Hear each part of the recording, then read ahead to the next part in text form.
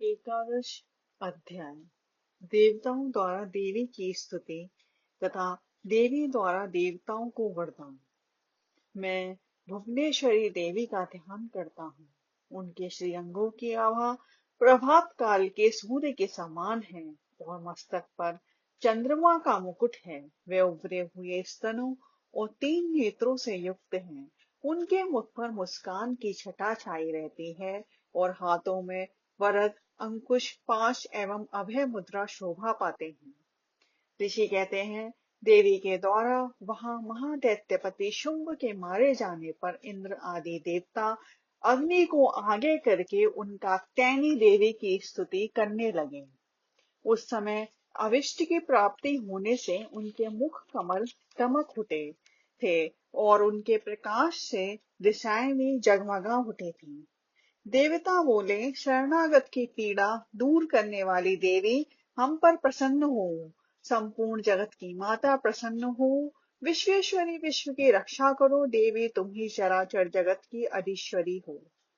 तुम इस जगत का एकमात्र आधार हो, क्योंकि पृथ्वी रूप से तुम्हारी ही स्थिति है। देवी, तुम्हारा पराक्रम अलंघनीय है। तुम ही जल रूप में स्थित होकर संपूर्ण जगत को तृप्त करती हो। तुम अनंत बल संपन्न वैष्णवी शक्ति हो। इस विश्व की कारण भूता परा माया हो। देवी, तुमने इस समस्त जगत को मोहित कर रखा है। तुम ही प्रसन्न होने पर इस पृथ्वी पर मोक्ष की प्राप्ति कराती हो। देवी, संपूर्ण विद्याएं तुम्हारे ही भिन्न भिन्न स्वरूप हैं। जगत में जितनी स्त्रियां हैं, वे सब तुम्हारी ही मूर्तियां हैं। जगदम्ब, एकमात्र तुमने ही इस विश्व को व्याप्त कर रखा है। तुम्हारी ये स्तुति क्या हो सकती है? तुम तो स्तवन करने योग्य पदार्थों से परे एवं पराप वाणी हो। जब तुम सर्वस्वरूपा देवी स्वर्ग तथा मोक्ष प्रदान करने वाले हो, तब इसी रूप में तुम्हारी स्तुति हो गई। तुम्हारी स्तुति के लिए इससे अच्छी उक्तियां और क्या हो सकती हैं? बुद्धि रूप से सब लोगों के हृदय में विराजमान रहने वाली तथा स्वर्ग एवं मोक्ष प्रदान करने वाली नारायणी देवी, तुम्हें नमस्कार है। कला, काष्ठा आदि के रूप से क्रमशः परिणाम अवस्था परिवर्तन की ओर ले जाने वाली तथा विश्व की उपसंहार करने में समर्थ नारायणी, तुम्हें नमस्कार है। नारायणी, तुम सब प्रकार का मंगल प्रदान करने वाली मंगलमयी हो। कल्याणदायिनी शिवा हो। सब पुरुषार्थों को सिद्ध करने वाली शरणागत वत्सला, 3 नेत्रों वाली एवं गौरी हो। तुम्हें नमस्कार है। तुम सृष्टि, पालन और संहार की शक्तिभूता सनातनी देवी, गुणों का आधार तथा सर्वगुणमयी हो। नारायणी, तुम्हें नमस्कार है। शरण में आए हुए दीनों एवं पीड़ितों की रक्षा में संलग्न रहने वाली तथा सबकी पीड़ा दूर करने वाली नारायणी देवी, तुम्हें नमस्कार है। नारायणी, तुम ब्रह्माणी का रूप धारण करके हंसों से जुटे हुए विमान पर बैठती तथा कुछ मिश्रित जल छिड़कती रहती हो। तुम्हें नमस्कार है। माहेश्वरी रूप से त्रिशूल, चंद्रमा एवं सर्प को धारण करने वाली तथा महान वृषभ की पीठ पर बैठने वाली नारायणी देवी, तुम्हें नमस्कार है। मोरों और मुर्गों से गिरी रहने वाली तथा महाशक्ति धारण करने वाली कौमारी रूप धारणी निष्पापे नारायणी, तुम्हें नमस्कार है। शंख, चक्र, गदा और सार्ग धनुष रूप उत्तम आयुधों को धारण करने वाली वैष्णवी शक्ति रूपा नारायणी, तुम प्रसन्न हो। तुम्हें नमस्कार है। हाथ में भयानक महाचक्र लिए और डाणों पर धरती को उठाए वाराही रूप धारणी कल्याणमयी नारायणी, तुम्हें नमस्कार है। भयंकर नरसिंह रूप से दैत्यों के वध के लिए उद्योग करने वाली तथा त्रिभुवन की रक्षा में संलग्न रहने वाली नारायणी, तुम्हें नमस्कार है। मस्तक पर किरीट और हाथ में महावज्र धारण करने वाली, सहस्त्र नेत्रों के कारण उदीप्त दिखाई देने वाली और वृत्रासुर के प्राणों का अपहरण करने वाली इंद्र शक्ति रूपा नारायणी देवी, तुम्हें नमस्कार है। शिवदूती रूप से दैत्यों की महती सेना का संहार करने वाली, भयंकर रूप धारण तथा विकट गर्जना करने वाली नारायणी, तुम्हें नमस्कार है। डालों के कारण विकराल मुख वाली, मुंडमाला से विभूषित मुंड मर्दनी चामुंडा रूपा नारायणी, तुम्हें नमस्कार है। लक्ष्मी, लज्जा, महाविद्या, श्रद्धा, पुष्टि, स्वधा, ध्रुवा, महारात्रि तथा महाविद्या रूपा नारायणी, तुम्हें नमस्कार है। मेधा, सरस्वती, वरा, श्रेष्ठा, भूति, अक्षर रूपा, वाव्रभी, भूरे रंग की अथवा पार्वती तामसी महाकाली नियता संयम परायणा तथा ईशा सबकी यदीश्वरी रूपिणी नारायणी तुम्हें नमस्कार है।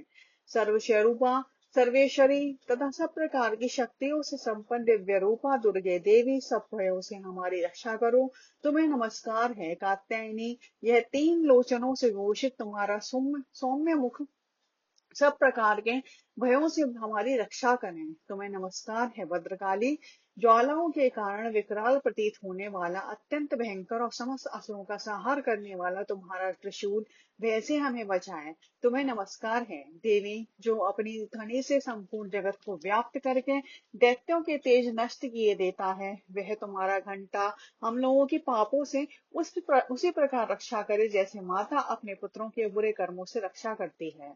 चंडिके तुम्हारे हाथों में सुशोभित खड्ग जो असुरों के रक्त और चर्बी से चर्चित है, हमारा मंगल करे, हम तुम्हें नमस्कार करते हैं। देवी तो प्रसन्न होने पर सब रोगों को नष्ट कर देती हो और कुपित होने पर मनोवांछित सभी कामनाओं का नाश कर देती हो। जो लोग तुम्हारी शरण में जा चुके हैं उन पर विपत्ति तो आती ही नहीं, तुम्हारी शरण में गए हुए मनुष्य दूसरों को शरण देने वाले हो जाते हैं। देवी अंबिके तुमने अपने स्वरूप को अनेक भागों में व्यक्त करके नाना प्रकार के रूपों से जो इस प्रकार इन धर्मद्रोही महादैत्यों का संहार किया है, वह सब दूसरी ओर कौन कर सकती थी। विद्याओं में ज्ञान को प्रकाशित करने वाले शास्त्रों में तथा आदि वाक्यों वेदों में तुम्हारे सिवा और किसका वर्णन है, तथा तुमको छोड़कर दूसरी कौन ऐसी शक्ति है जो इस विश्व को अज्ञान में घोर अंधकार से परिपूर्ण ममता रूपी गड़े में निरंतर भटका रही हो।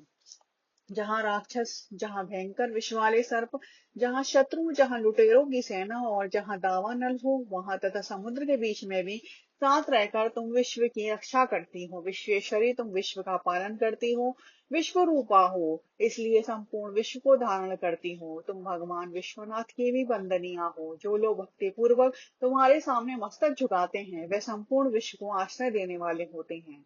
देवी प्रसन्न हो, जैसे इस समय असुरों का वध करके तुमने शीघ्र की हमारी रक्षा की है, उसी प्रकार सदा हमें शत्रुओं के भय से बचाओ। संपूर्ण जगत का पाप नष्ट कर दो। उत्पात एवं पापों के फलस्वरूप प्राप्त होने वाले महामारी आदि बड़े बड़े उपद्रवों को शीघ्र दूर करो। विश्व की पीड़ा दूर करने वाली देवी, हम तुम्हारे चरणों पर पड़े हुए हैं, हम पर प्रसन्न हो। त्रिलोक निवासियों की पूजनीय परमेश्वरी सब लोगों को वरदान दो। देवी बोली, देवताओं मैं वर देने को तैयार हूँ, तुम्हारे मन में जिसकी इच्छा हो वह वर मांग लो, संसार के लिए उस उपकारक वर को मैं अवश्य दूंगी। देवता बोले, सर्वेश्वरी तुम इसी प्रकार तीनों लोगों की समस्त बाधाओं को शांत करो और हमारे शत्रुओं का नाश करते रहो। देवी बोली, देवताओं वैवस्वत मनवंतर के 28वें युग में शुंभ और निशुंभ नाम के दो अन्य महादैत्य उत्पन्न होंगे। तब वे नंद गोप के घर में उनकी पत्नी यशोदा के गर्भ से अवतीर्ण हो विंध्याचल में जाकर रहूंगी और उक्त दोनों असुरों का नाश करूंगी। फिर अत्यंत भयंकर रूप से पृथ्वी पर अवतार ले मैं वैपरिचित नाम वाले दानवों का वध करूंगी। उन महाभयंकर महादैत्यों को भक्षण करते समय मेरे दांत अनार के फूल की भांति लाल हो जाएंगे। तब स्वर्ग में देवता और मर्त्यलोक में मनुष्य सदा मेरी स्तुति करते हुए मुझे रक्त तंत्रिका कहेंगे। फिर जब पृथ्वी पर 100 वर्षों के लिए वर्षा रुक जाएगी और पानी का अभाव हो जाएगा, उस समय मुनियों के स्तवन करने पर मैं पृथ्वी पर अयुयुनिजा रूप में प्रकट होंगे और 100 नेत्रों से मुनियों को देखूंगी। अतः मनुष्य शताक्षी इस नाम से मेरा कीर्तन करेंगे।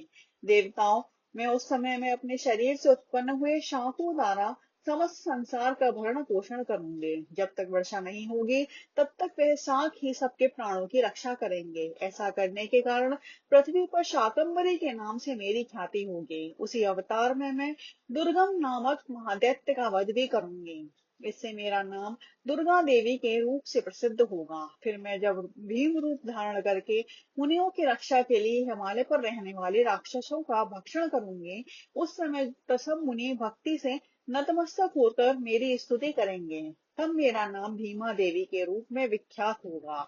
जब अरुण नामक दैत्य तीनों लोकों में भारी उपद्रव मचाएगा, तब मैं तीनों लोगों का हित करने के लिए 6 पैरों वाले असंख्य भ्रमरों का रूप धारण करके उस महादैत्य का वध करूंगी। उस समय सब लोग भ्रामरी के नाम से चारों ओर मेरी स्तुति करेंगे। इस प्रकार जब जब संसार में दानवी बाधा उपस्थित होगी, तब तब अवतार लेकर मैं शत्रुओं का संहार करूंगी। श्री मार्कंडेय पुराण का ये देवी स्तुति का पाठ पूरा हुआ।